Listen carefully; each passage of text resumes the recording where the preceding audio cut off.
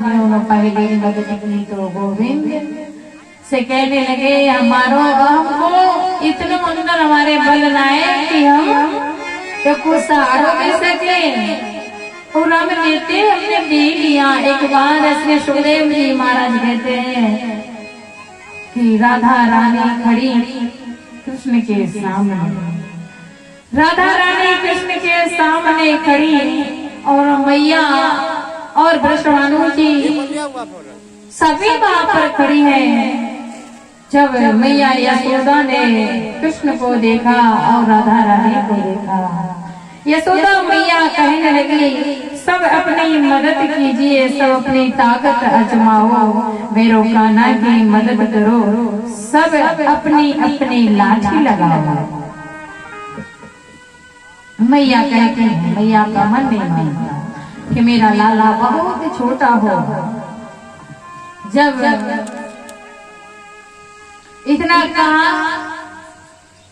मैया बात ही कर रही है, उसी समय वृषभानु जी की और वो थोड़ा गोविंद का मन लग गया और बड़े भाव से देखने लगे। जब बड़े भाव से देखने लगे तो प्रभु से भाई गिरिराज जी महाराज फिसल गए और नीचे को जब आने लगे सारे ब्रजवासी चिल्लाने लगे और मैया ने कहा, मैया ने देखा कि सामने मेरा रानी खड़ी है कि वृषभानु लाडली को उधर करो, मेरे कान्हा को मन भटक जाए वो,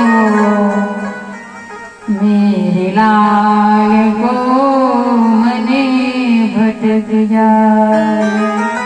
वृषभानु जी को यहाँ से ले जाइए, मेरे लाला का मन भटक जाएगा। जब कहा कि मेरे लाला का मन भटक जाएगा तो गोविंद ने कहा मैया से बहुत सुंदर प्रश्न किया। कान्हा बोले बिन राधा के मैया गोवर्धन ना उठ जाए। हे मैया बिना राधा के मोते गोवर्धन ना उठ जाए। जब राधा मेरे सामने होगी तभी मैं गिरिराज जी को धारण कर पाऊंगा। वृषभानु जी को निकी ओर करो, यह विशाल वारो है। वृषभानु जी को मेरी ओर कीजिए, ये बहुत बड़ी विशाल वारो है, मैं क्यों ना धारण कर सकूं। जब इतना कहा गोविंद ने तो श्री सुखदेव जी महाराज कहते हैं राजन, जब 7 दिन घनघोर बारिश होती रही, दिन और रात घनघोर बारिश होती रही, बहुत समय बीत गया। सारी मेघमालाओं इंद्र के पास पहुंची। इंद्र बड़ा खुश है, हर्ष छा गया, इंद्र बड़ा गदगद हो गया खुशी की माला। उसी समय भगवान श्री कृष्ण ने अगस्त ऋषि को याद किया। अगस्त ऋषि महाराज का आगमन हुआ। अगस्त ऋषि को याद किया और उनका जब आगमन हुआ कहा कि ये सारा जल ग्रहण कर लीजिए। अगस्त ऋषि ने सारा जल पी लिया, सारा जल ग्रहण कर लिया, क्योंकि त्रेता युग में एक बार माता सीता ने अगस्त ऋषि को भोजन प्रसादी का निमंत्रण दिया। भाई भोजन पाने के लिए आए, प्रसाद पाने आए, तो पाते पाते इतना पाया कि माता सीता बनाते बनाते थक गई। तो माता सीता जी ने राम जी से आग्रह किया। जब राम जी से आग्रह किया तो राम जी ने कहा अगस्त ऋषि से कि हे मुनिवर, अब तो रहने दीजिए, आपकी जो मैया है वो थक गई है। अगस्त ऋषि कहते हैं बस थोड़ा और मेरा भोजन हो गया। भोजन पाने के बाद कहते हैं अच्छा महाराज, हे प्रभु, अब आपने भोजन तो करा दिया, अब जल की व्यवस्था और कर दीजिए। भगवान कहते हैं हे अगस्त ऋषि, अभी आपकी मैया भोजन बनाते बनाते थक गई और आपने इतना भोजन पाया और तो और अब इससे कई ज्यादा मुझे जल लगेगा आपको ले आने में। मैं कहाँ से इतना सारा जल लाऊं? अब आप अभी भोजन ग्रहण कर लिया और द्वापर में मैं जब कृष्ण अवतार लूंगा तब आपको याद करूंगा, जब जल ग्रहण करने के लिए जब आपकी प्यास बुझेगी। आज अगस्त ऋषि को याद किया, अगस्त ऋषि ने अपनी प्यास बुझाई। मेघमाला थक गई और इंद्र के पास पहुंची अपनी पानी की बारिश करते करते। अंत समय इंद्र आया, इंद्र ने देखा कि सारा ब्रज नष्ट हो गया होगा और जैसे ब्रज में देखा तो ब्रज में धूल उड़ रही है, ब्रज में धूल उड़ रही है। इंद्र आश्चर्य में पड़ गया कि ये कैसे हुआ। जब यह देखा तो बड़ा आश्चर्यचकित हुआ। गर्गाचार्य ऋषि ने सारा जब बताया, गर्गाचार्य ऋषि ने कहा कि यह इंद्र वही है, साक्षात ऋषि है और ऋषियों के हृदय में रमण करने वाले वह परमात्मा अंतर्यामी गोविंद है। अंत समय इंद्र स्वयं भगवान से क्षमा याचना मांग के चला गया। प्रभु का सुंदर सा अभिषेक हुआ। गोवर्धनम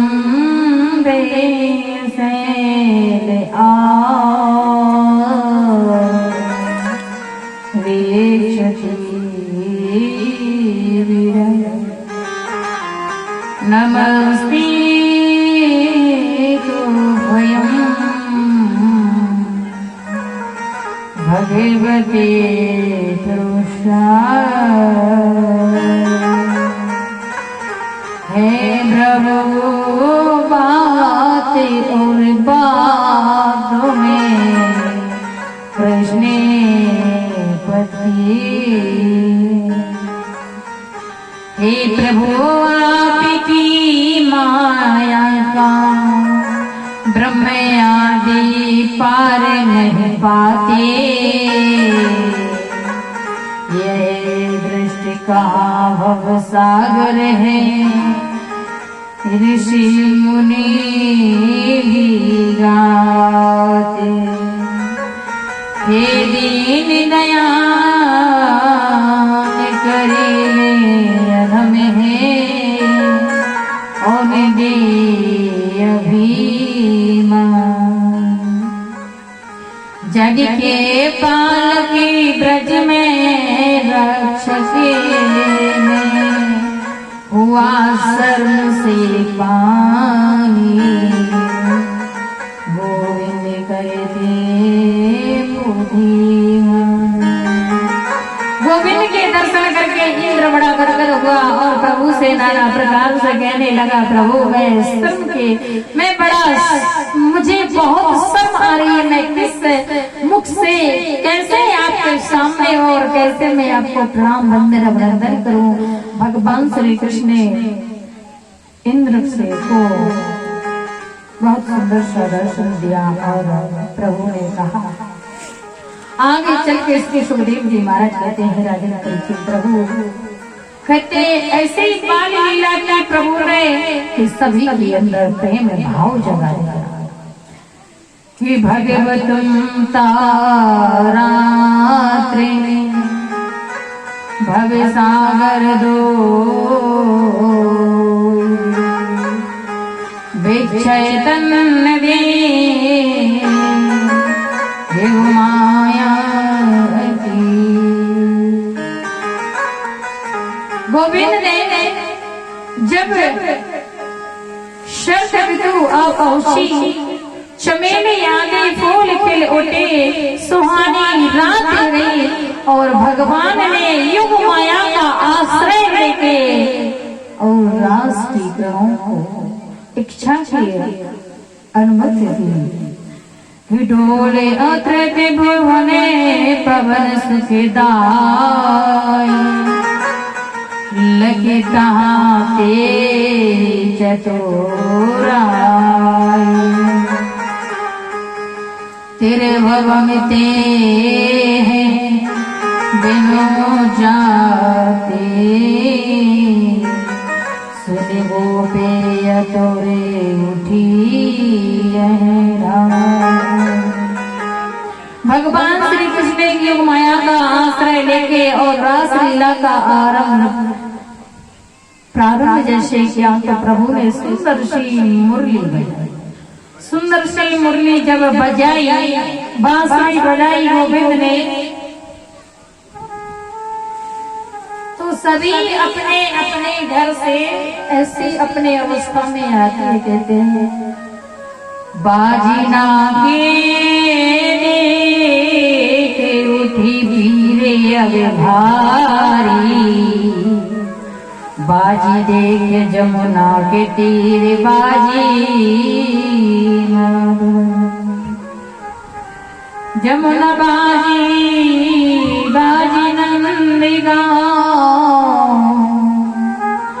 वृंदावन बाजी और बाजी कहे बाजी। प्रभु ने जब मुरली को बजाया तो श्याम सुंदर ने सुंदर सी बांसुरी को बजाया।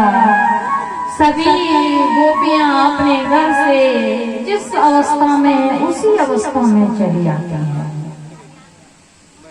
माताएं एक बार प्रभु ने जब बांसुरी बजाई तो मैया स्नान कर रही हैं और प्रभु की बांसुरी की ध्वनि सुनी तो सीधी दौड़ी चली जाती है। अगर कोई मैया अपने पति की सेवा कर रही है और कान्हा की बांसुरी की ध्वनि अगर वो गोपी के कानों तक पहुंची तो खिंचती हुई चली जाती है। अगर कोई गोपी पानी भरने गई और उसने बांसुरी की ध्वनि को सुना और वही मटकी छोड़ी और कान्हा की ओर चल देती।